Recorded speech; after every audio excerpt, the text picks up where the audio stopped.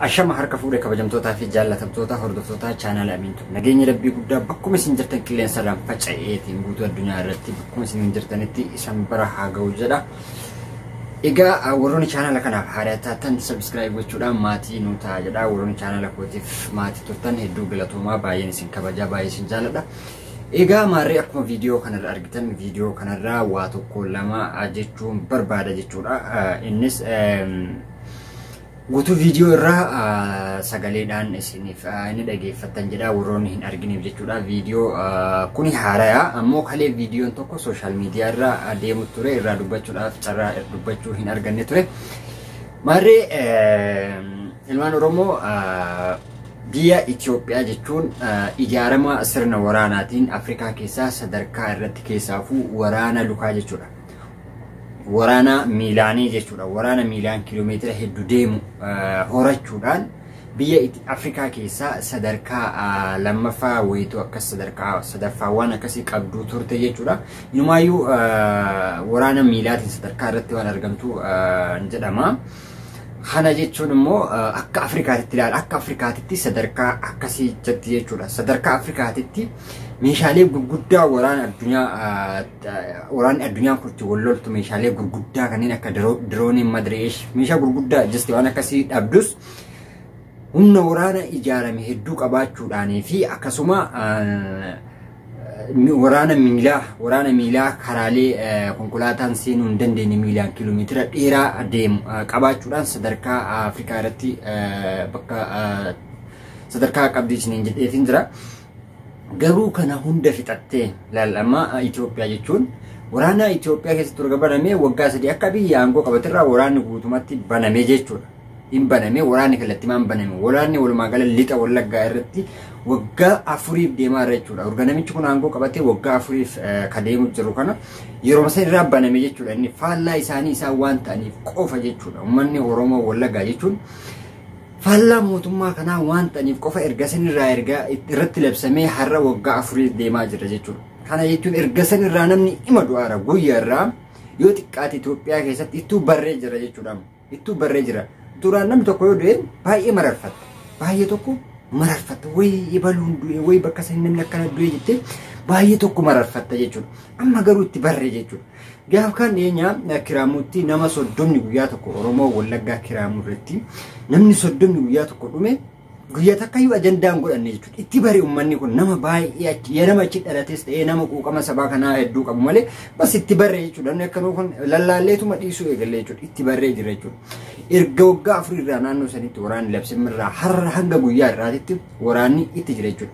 Oromiyaa lixaa kibba Oromiyaa gara hundaan jechuudha. Gujii Wallagga lixaa keessa Wallagga lixaatiif Gujii irratti waraanni urgaa deemsifamuu eegalee ture.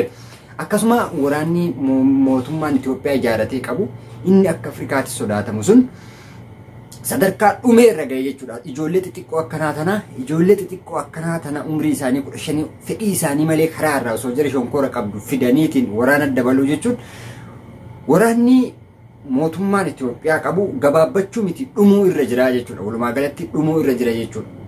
Waggaa 4 kana guutuu namni osumaaduu waraanni osumaaduu asiin TPLF Tigraay ni fixxi, asiin Affaar ni fixxi, asiin yoo isaan zamachaa deemanii duuba deemuu barbaadan ta'e Amaarri ni fixxi, asiin Oromoon bosona keessa hidhatee jiru waboon ni fixa.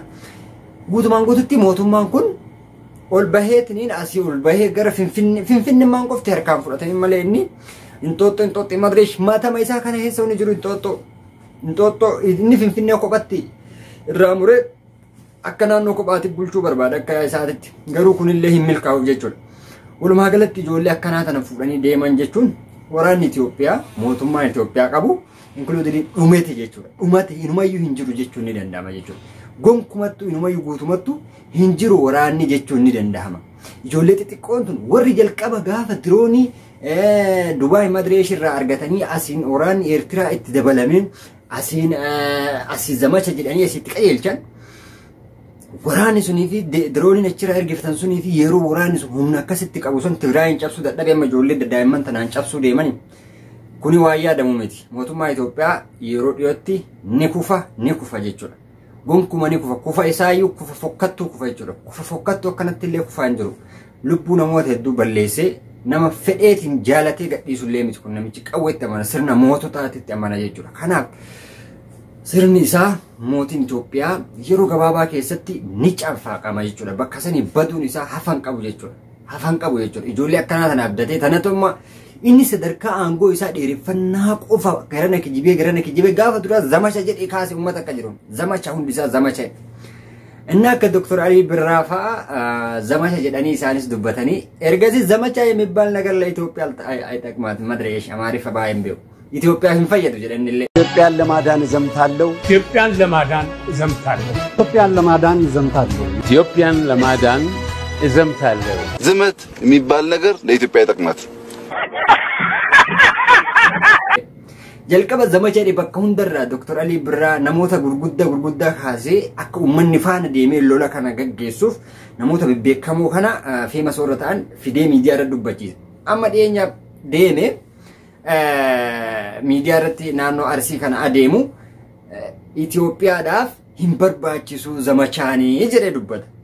Maal jedhan mallee irra deebi'ee yoo tokko yeroo oomisha kana oomishtan wanta akkan akka qawwee wanta akka motoraa maal hin bitinaa kana hin bitinaa qawween bitadha kana jechuun ummanni hidhatee harkaa bosona seenaa jira hin beekame jira namichi kun nama asirratti garuu namni akka isaa miidhama osoo qabu ummata kana fuulduratti baay'ee of jabeessu waan jiru natti fakkaatu jiraatuuf illee ta'u keessi isaa dhumeera hin jiru garuu ummata fa'a kaameraa irratti bahu ilkaan isaa takkuma isaa seequu ilkaan isaa irraan dhabdu jechuudha. Kanaaf mootummaa Itoophiyaa ijoollee xixiqqoo akkana kana fayyadame jechuun Itoophiyaa ijaaruudhaaf ijoollee xixiqqoo tanaan adeema jechuun sanuu humnaan osoo haati boottu eessa dhayxee haati osoo hin beektu ijoollee xixiqqoo akkana bishaanii osoo haati ergattee karaarraa qabanii deeman jechuun mootummaa Itoophiyaa humna isaa fixatee jechuudha nu argisiisa jechuudha. Mee amma kallattimaan viidiyoo kana dhageeffadhaa fayyaaf naga keessa naa jiraadhaa isiniin jedha. ስምህ ማን ነው? ከየት ነው የመጣህ ብለህ ጠይቀው ልሱ በኦሮምኛ ለልጁ አብዲ የሰራ ድፍቴ ገንዳ ከፍ እድሜ ስንት ነው? ወጋ ገሜ ከራ ወጋ ቆረሸን ታታ ስንት ሆነ እዚህ ከመጣህ? አገ ድፍቴ አገም ቱርቴ ድምጽ ግን አይሰማም። ከፈል ማንሽ ልጅ ጂያ ተቆብልቲ ቆረሸን ቱርቴ ምን ለማድረግ ነው ወደ መከላከያ ተቀላቀልከው? ምን ለመሆን ነው ወደ መከላከያ የተቀላቀልከው? እንዴት ነው የተቀላቀልከው? አከምቲ መከላከያ ግልግል ታታይስ በግድ ነው። በግድ ማለት እንዴት እስካብራራው? የት ያገኙህ? እንዴት ያዙህ? ማለት አከምቲ ሲቀባኒ ግዳጅ የቹን አከም ግዲዳ አከምቲ ተተማልታቱ እሰራ ማሪ ከስጌሰን አክማል ኡጂንከ ማል ይደኒ አስጌሰን makiinaa darbatan daandii irratti jiru makiinaa irratti daandii irratti makiinaa irraas fidanii daandii irraa qabanii makiina keessa kaa'an እና ከእድሜ በታች የሆኑ በግድ ያስገባሉ ማለት ነው። ማለት ይሄ 15 ነው አይደል? 15 ነው እድሜ እኮ 15 18 ካልሞላ በግድ ያስገባሉ ማለት ነው ወደ መከላከያ። በግድ ግዋስኩት ተቆ ነው ያስገባው። መንገድ ላይ ያለው በቃ ጁንታ ምናምን አገር ፍራሽ ስለገቡ አገር ላይ ቁጭ ብላችሁ መብላት አይቻልም ብሎ በግድ ጉታችሁ ስላስገባችሁ እንደዛ ብሎ ነው ያስገቡ አለ። በቃ እኛም ተመሳሳይ እንደዛ። እስኪ ያጋጠመህ ነገር በምን ሁኔታ እንደተማረክ በኦሮምኛ ንገረን ብለህ በኦሮምኛ አስረዳ። አከምቲ ሮ ጋማና ከነሰንቴ ምርቃቲ አከምቲ ግዲዳን አከምቲ ምርቃቲ ከነሰንቴ ወጋባቶ አከሚስ እንጂ ይራ ልከበደ ሰጋሌ ነንጋሃለሲ አማ ማና ካናቲ ግዳጅዳን ጌቴ ይችላል ባውሉ ነገር እኔ ያቀን ተይዞ እስከ ዛሬ የመጣው በግዳይ ያቀን ከመኪና አስገባ በኋላ እኔ ተመልሶ የተጠየቀ ሰው የለም። በቃ ውጋ አስገባ ዝም ብሎ አንድ ወር ከ15 ቀን ስልጠና ትገባላችሁ ብሎ ማፍታትና ማግጣም ብቻ ይሄ እንዲ ነው ብሎ በቃ ውጋ ግቡ ብሎ አስገባን። ከትላንት ወዳ ነው መጣ።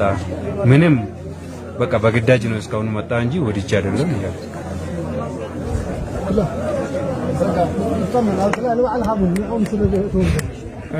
ትክክል ታንኪ አሁን አንተ ተናገር የኔ ቁጭ በል አንተ